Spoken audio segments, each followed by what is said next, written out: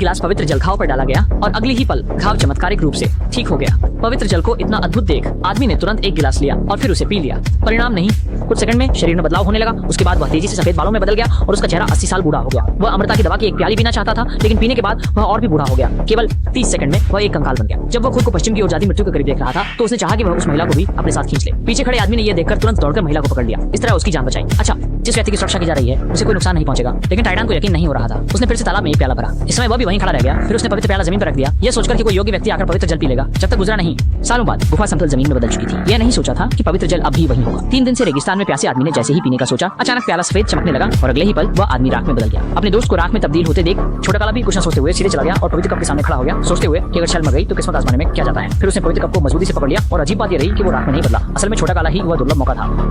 इसके बाद उसने संत जल पी लिया और जब वह वहां लेटा हुआ संत जल की ठंडक का आनंद ले रहा था तो अगले ही पल चमत्कार घटित हुआ। उसने स्नेहपूर्वक जिस जमीन को उसने छुआ वहां सच में बहुत सारे हरे भरे छोटे छोटे घास उगाए और तेजी से चारों ओर फैलने लगे। जल्दी ही पूरी जंगल में फैल गए। तभी छोटा काला समझ पाया कि उसके पास कोई असाधारण शक्ति है।